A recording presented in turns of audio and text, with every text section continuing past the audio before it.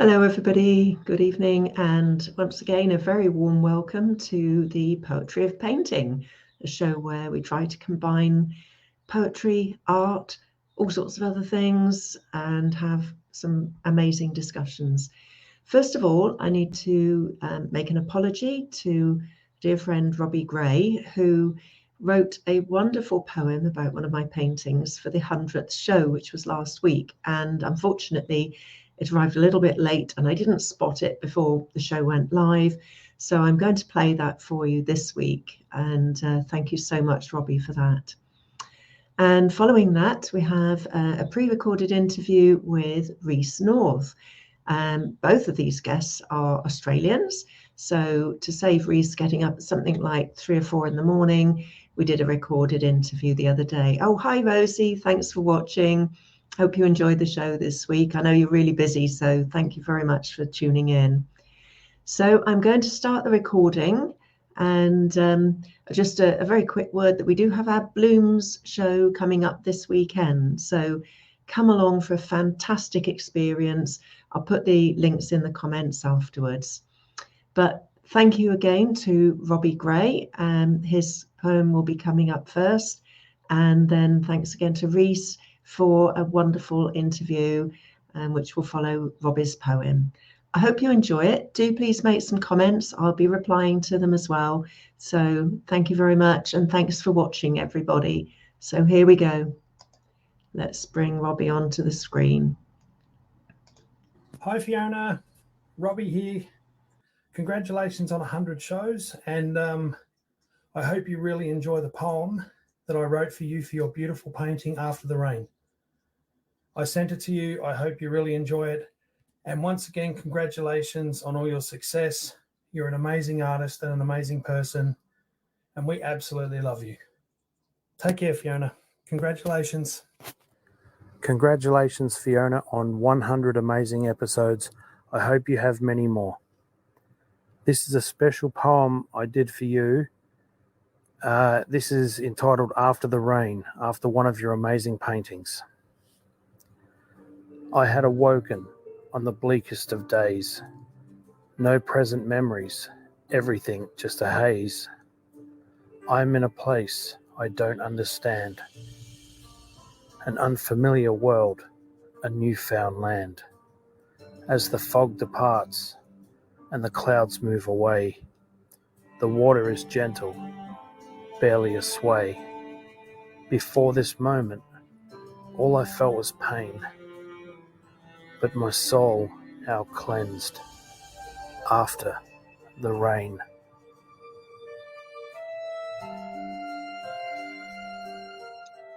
Well, hi there. Hi, Reese. How are you today? Oh, not too bad. Yeah. Good. All bearing up over there. It must be coming into your autumn now, isn't it? Or coming towards winter, is it? Yeah, it's sort of mid-autumn and winter's starting to feel its cold icicles of it. Quite cold actually over here now. Yeah. I like it though. I prefer, after years of stinking heat, as I'm getting older, I prefer the cold. Must be the English background in me. But at least you can put something extra on to keep warm. But when it's really, really hot, especially if it's humid as well, it's difficult to keep cool, isn't it? So yeah. My brother bought me like a little electric, not an electric blanket. It's like a blanket that's warm. Yeah. You plug it in. It's beautiful just to sit on. Oh, lovely, excellent. All those lovely things for the winter just makes it that much more bearable, doesn't it? So. Yeah. Well, Reese, today you have done me the honour of writing a wonderful poem about another of my paintings. So I'm really excited to hear you reading it.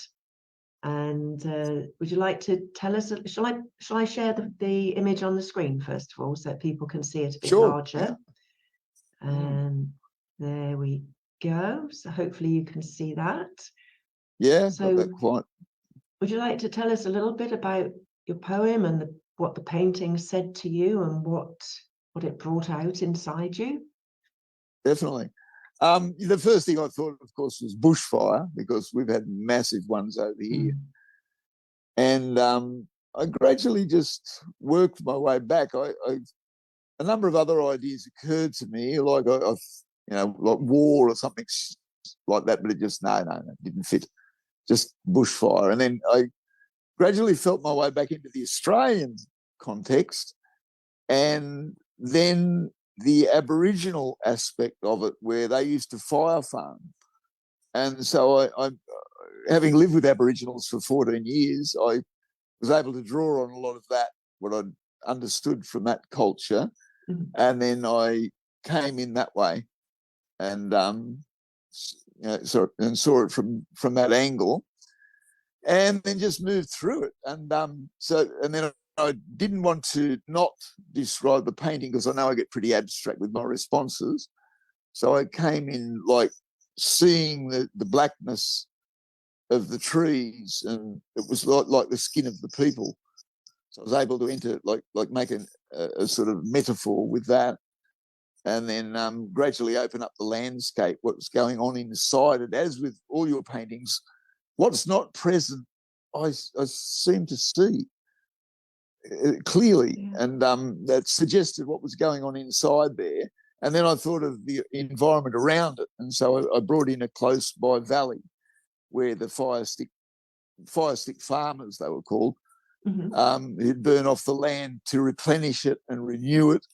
And it was actually a way of farming, which was not recognised when our English people, I'm British background, came here first. They didn't recognise all of this, so they didn't really regard them as nurturing the land in any way. And in fact, they were some of the most brilliant conservationists the world's ever known. There's like easily 60,000 years of knowledge within that still living culture. It's still quite there. Yes. And sometimes the old ways are the best. They've worked them out over such a long time and worked out what the land needs and how it responds. And modern ways are not always better.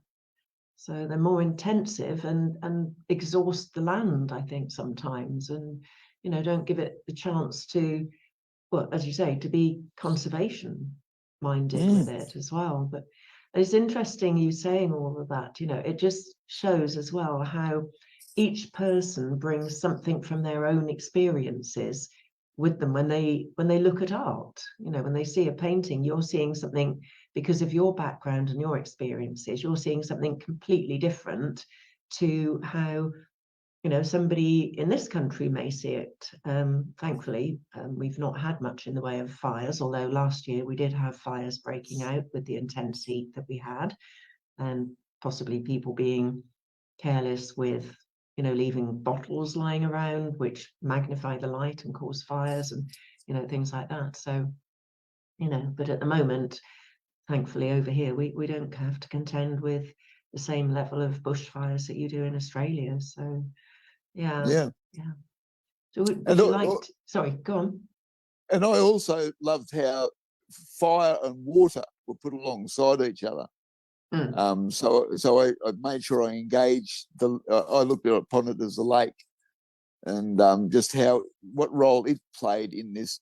I was initially going to go into the fire farming being also a way of making rain, but I couldn't find any connection there. So I just hinted at it with the steam, because obviously it does participate in making steam clouds.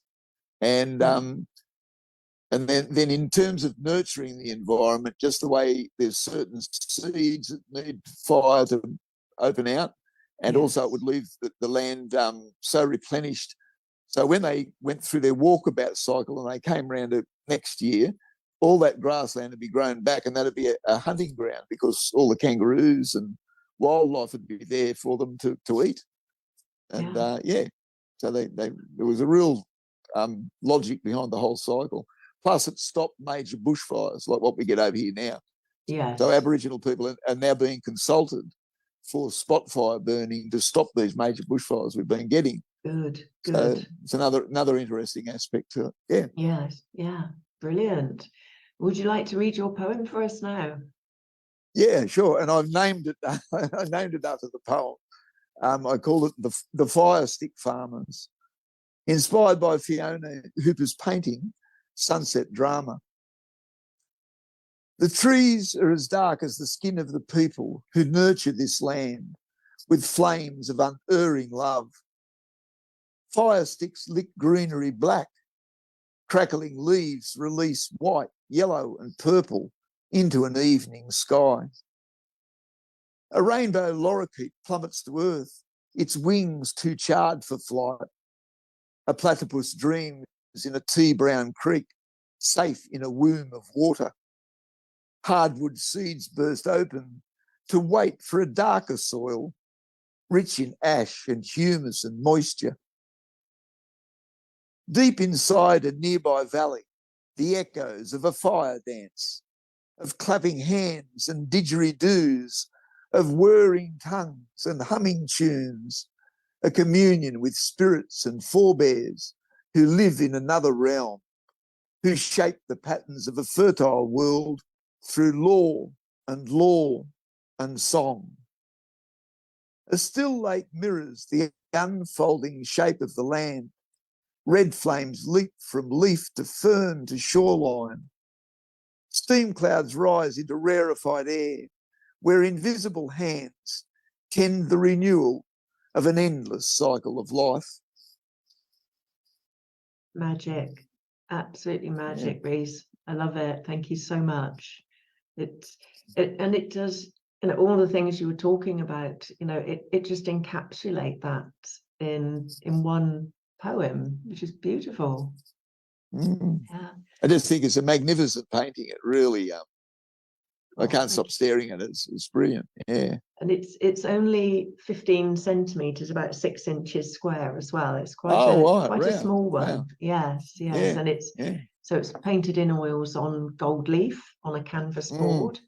And I just love the way that the gold leaf shines through as well, and it adds to the painting. And in different light levels, if you saw it in low light, you would just get the reflection of the gold leaf, and the paint is almost thrown into silhouette, so it gives another appearance of it as well. So but I must say, when I painted it, it hadn't occurred to me about it resembling fire and bushfires.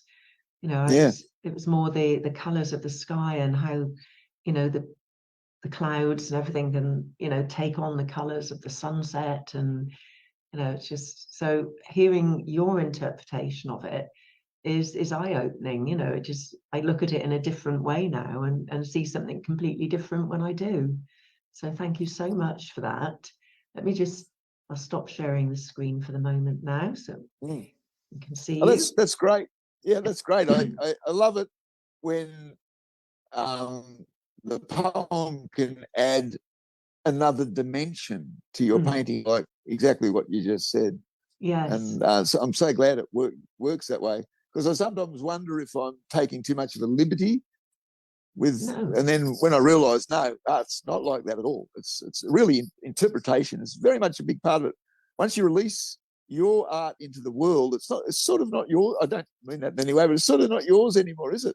Absolutely. It's open to the observer to see how they see it, and then they take something away with it. Yes. I learned a lot from actually looking into that painting. I actually went out and did a bit of research about the fire dances, and as I said, I looked for a connection with rainmaking, but I couldn't find one at all. Yeah, the main thing is when they do burn off up north, it actually holds the monsoon season back and shortens it, so there's less moisture around. Yeah, because when monsoons come, they really flood. They're massive. Yes. So yet another way where the old ways have a lot to recommend them. But I think as you've touched on it, I touched on it earlier. Once a painting or even a poem is out there in the world, even with your poem and the words that you've written, the way you read them, having been the author of the poem, may be completely different from the way that someone else would read those words. And just take different meanings from them and imply different things from them, the same as with the painting. We each see something different according to say, to our previous experiences, our characters, our backgrounds. And I think that's just what makes it so fascinating and makes art so wonderful, that people do see different things in a painting, which is why, you love this painting, someone else may not be moved by it. It may not be their thing because they're not resonating, with it in the same way. So, and wouldn't it just be so boring if we all like just the same things? We'd all have just the same painting on the wall, and no, it would be boring. So I think it's really good to celebrate those differences and the way that we do see things differently from each other.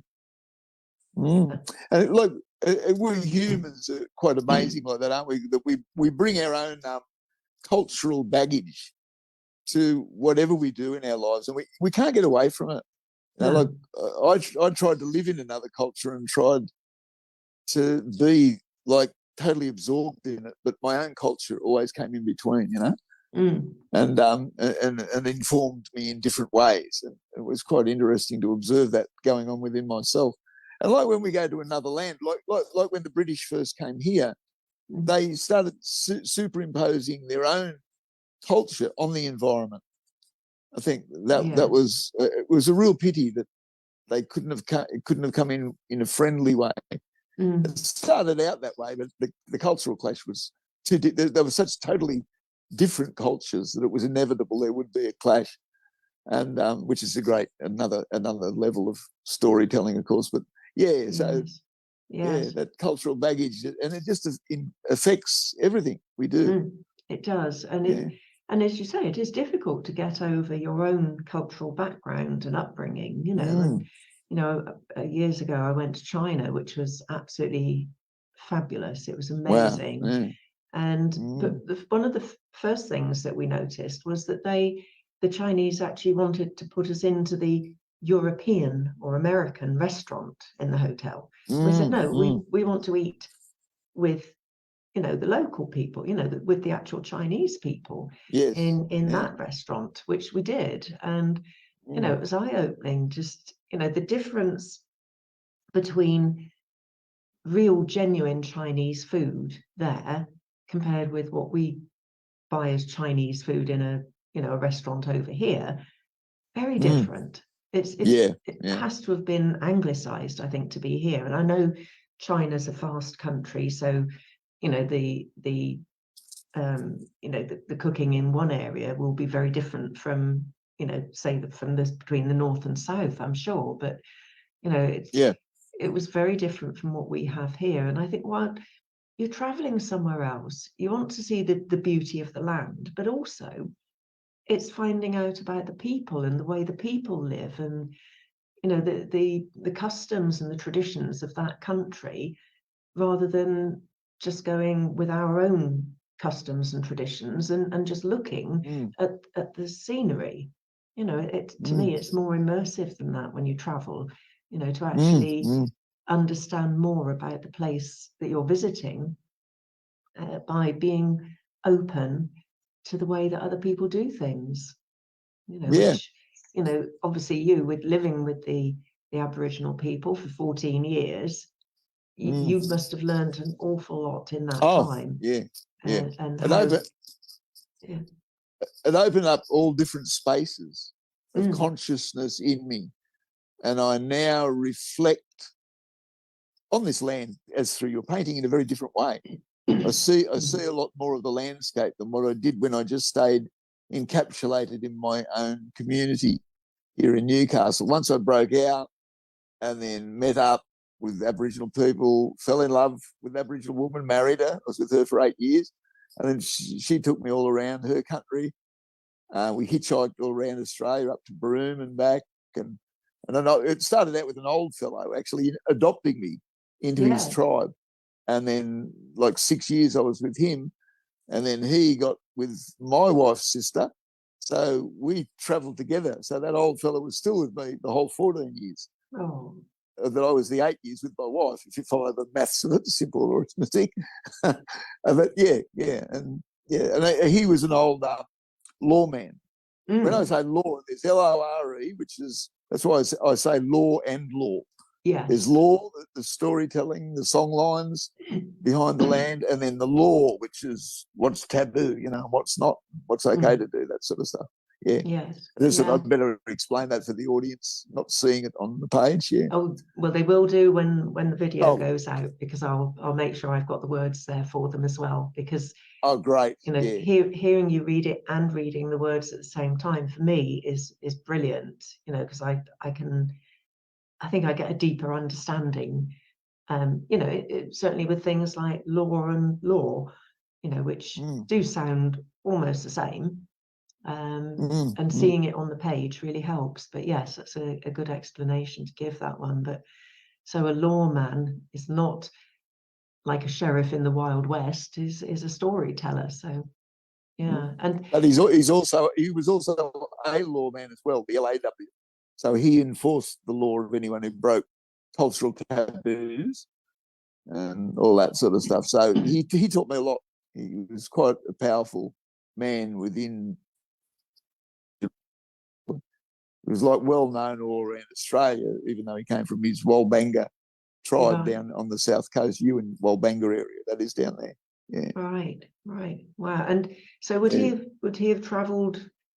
Would it have been traditional to travel around the country a lot more, or would they traditionally would they have stayed in a more discreet area?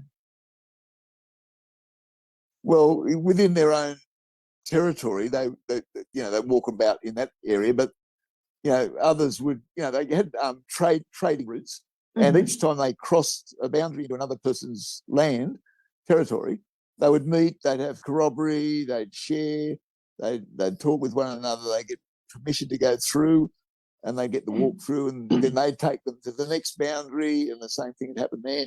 And they could all just walk around, and they were they had all their troubles, just like we had. They had their little wars, but it never really got too bad. It was mainly based around drought times, lack of food, lack of women. They go and kidnap women from the other side, and that could start all sorts of trouble. Yes. And they'd end up at little wars with one another.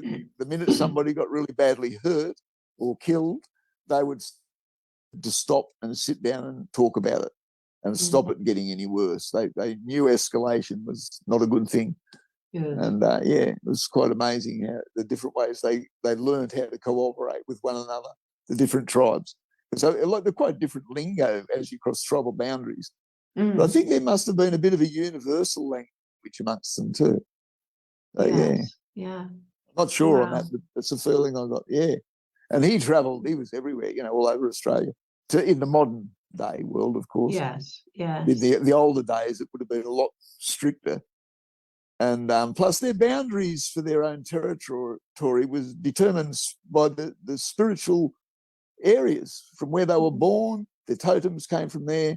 They didn't want to go and take another person's territory because they were so totally attuned spiritually to their own boundary land. They didn't want to leave that. Yeah. Sounds like there's a lot that the rest of the world could learn from them actually as well. Yeah, definitely. The state of the world as it is. Starting to come. Terrible, isn't it? But it's starting to happen a bit more over here. It's there's still a lot of bad stuff around. I won't go into that side of it, but yeah. But there's wonderful things happening too. There's a lot of positive things developing because people are really trying to understand and make things better on their side. Good. So there's a lot of. I won't go there. It's too complex. Yeah. At least there's some good progress as well. So definitely. That's good. Yeah, brilliant. And their fire farming techniques are being used now to try and prevent major bushfires like we've been getting. Yeah, because we're heading that way again. Like the whole of the country, or the whole of New South Wales was on fire not long ago. The whole of Australia went mad. It was crazy. It was like we've been hit by atomic bombs. Yes. And it's not just man that's affected; it's all the wildlife that.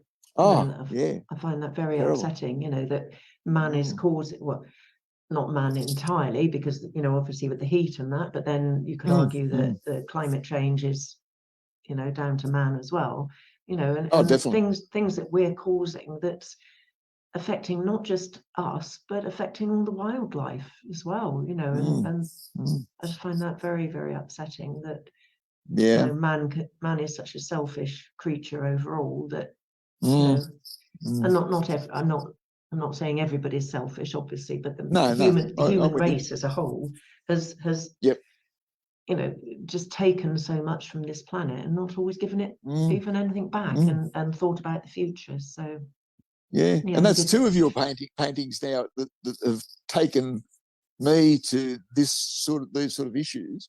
Venice Reflections. Yes. It was all about, you know, the rising tides, the rising waters, and now this.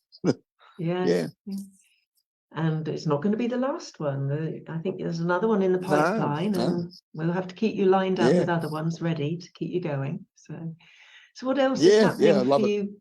Sorry, Reese. What else is happening for you on the poetry front at the moment? Any shows or anything like that? I've got. Well, we were still working on the book that I'm doing with a really, really good poet, Meg Dunn, over here, and that's in the pipeline, but that's taking its time because our typesetters, you know, she's got a lot of other things she's got to do, but we'll get it to a print ready stage, and I'd say within a year, no more than a year, it'll be out there. So I'm really happy about that. And your work, what you're helping me do is find a whole new way of writing. And this experience with and I think I'm getting better at it.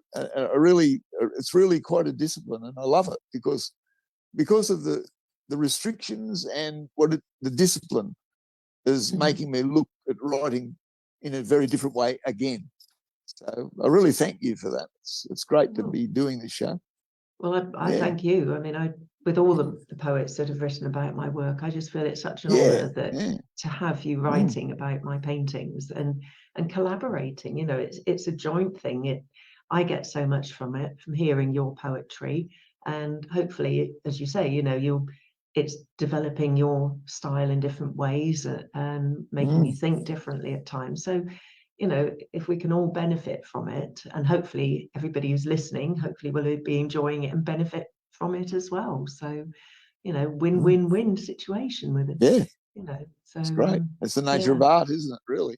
Absolutely. And, you know, art takes so many different forms. You know, we're looking at just two of them here, painting and poetry, but you know, there's so many different forms with Skylar and Alex, who's been playing the flute, the Japanese flute, while she reads her poetry. Oh, absolutely gorgeous. You know, so there we've got poetry, painting and music. And, you know, I'm sure there are other ways that, you know, it could incorporate dance or movement and, you know, so many different things that it could all come together to make, hey, that's a good idea, isn't it?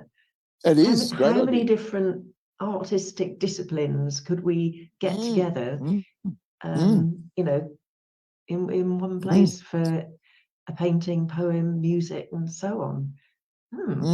That's food for thought. Actually been, it's great. I've actually been watching on YouTube.